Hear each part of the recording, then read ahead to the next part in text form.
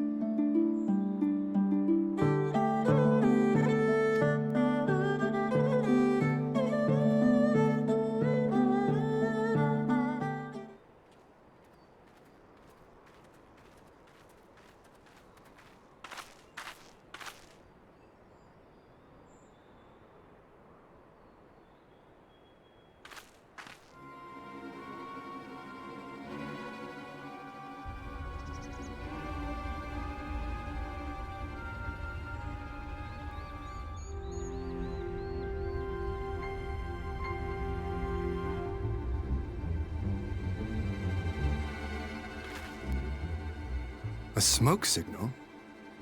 Thoughts, Yugiri? In former times, such signals were used to announce the coming of an emissary of peace. In Doma, at least. But could that truly be their intent? Who can say?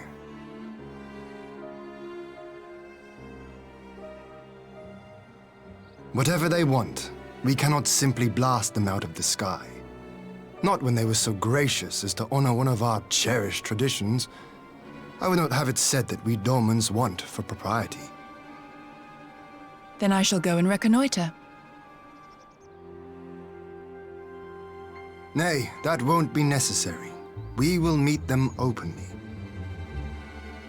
I would welcome this student of Dorman history in person, whomsoever he or she may be. As you wish, my lord. I shall arrange for a signal of our own to be fired in answer.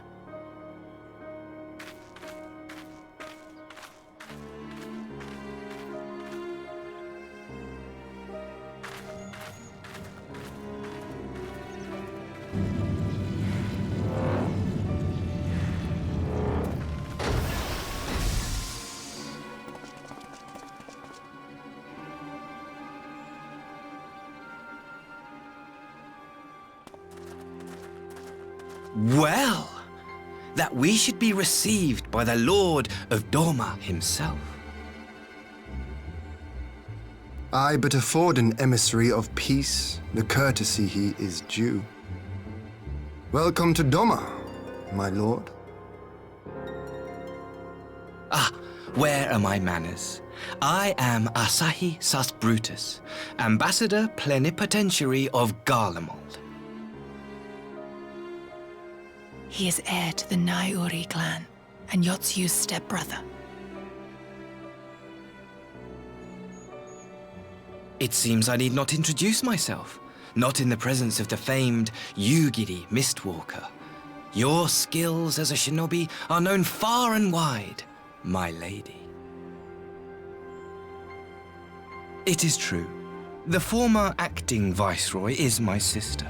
Yet, bonds of kinship aside, we have precious little in common.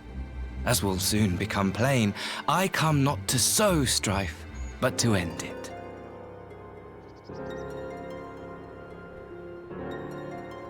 I am of the Populares, a collective which represents the interests of the common man. Long have we labored to bring about reform to the Empire's provincial policy. Happily for us, our master acknowledges the need for change. Indeed, His Radiance, Emperor Varys Zos Galvus, personally sanctioned this mission, granting me the authority to speak with his voice.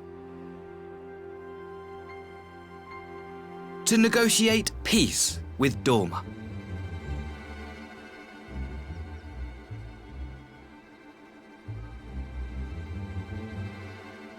Well then, we have much to discuss.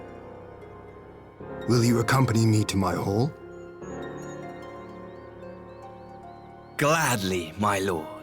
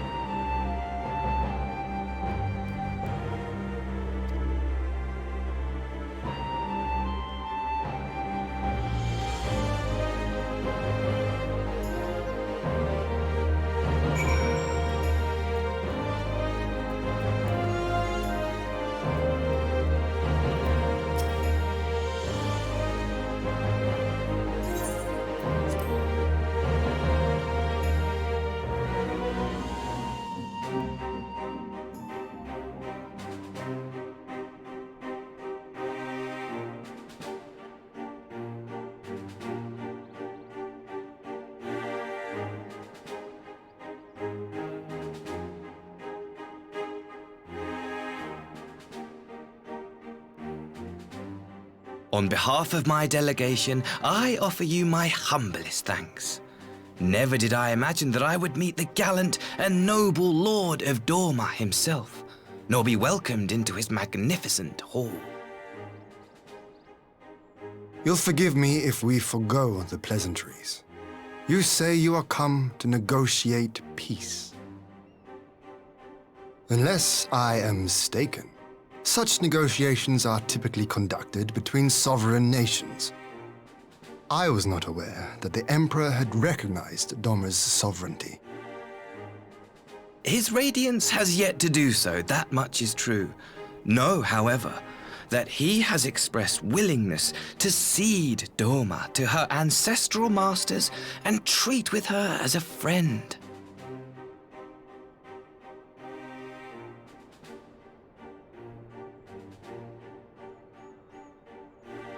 Since the days of Emperor Solus, the Empire has aggressively expanded its territory. While you may not agree with our founding father's policy of expansion, I believe there is room for discussion on the matter of his lifelong goal, to rid the world of icons.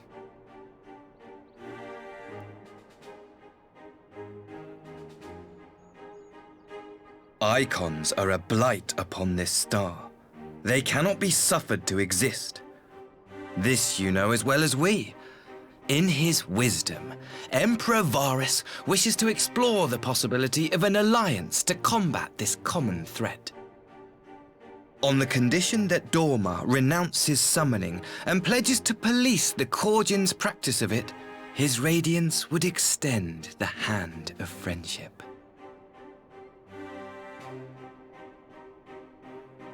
Doma has never shown any appetite for summoning, and it should go without saying that we will address any threat to our people, icon or otherwise.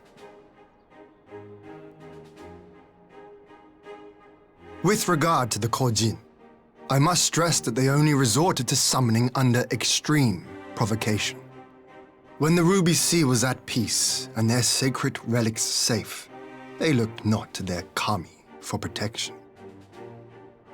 Yet even now there are certain parties who would destabilize the region with ill-conceived military forays. Unless they alter their course, we cannot hope to be rid of icons. Quite. I can but apologize. In seeking to eliminate icons, the Empire creates them. 'Tis an irony among ironies, one with which the people of Eorzea are well acquainted, I am told. Indeed, many summonings are the result of persecution, the weak being driven to call upon the divine for deliverance from the strong. So it was in Alamigo, the bitter fruit of Garlean oppression. A tragic state of affairs. If we are to put an end to summoning once and for all, it shall not be through might, but harmony. Yet we continue to repeat our mistakes, oblivious to the lessons of history. My comrades and I would change all that. We, Populares, have campaigned long and hard for a shift in imperial policy. And at last, the Emperor has seen fit to lend us an ear. Alas, there is a faction within Garlemald that would obstruct our every attempt at reform. A collection of pure-blooded Garleans who seek to consolidate their own supremacy. The Optimates. Lest you wonder, theirs was the hand that loosed our forces on the Confederacy. 'Twas a regrettable incident, one that flies in the face of everything we believe. And I swear to do all in my power to prevent a reoccurrence. That would be most welcome. But if I may speak plain, if the Empire itself is not of one mind, how can we be certain that any peace we negotiate will be honored? I cannot blame you for doubting us. Indeed, I should find it strange if you did not. And so, in the name of building trust, I would like to make a proposal. A prisoner exchange.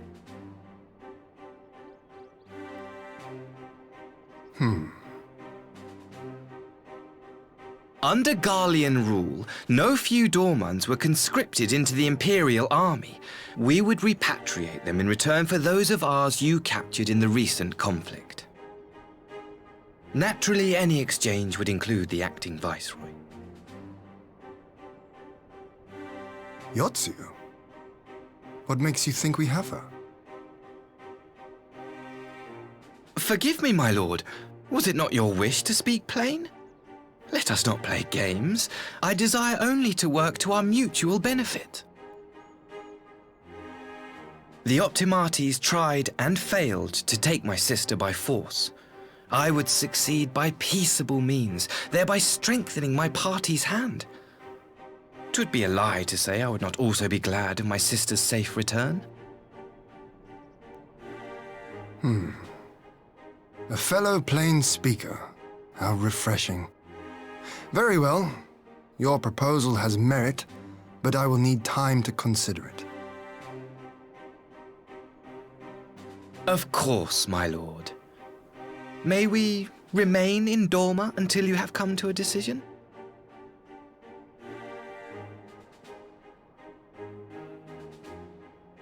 You shall be our honored guests. Yugiri, I leave the ambassador and his retinue in your care. See that they are well looked after.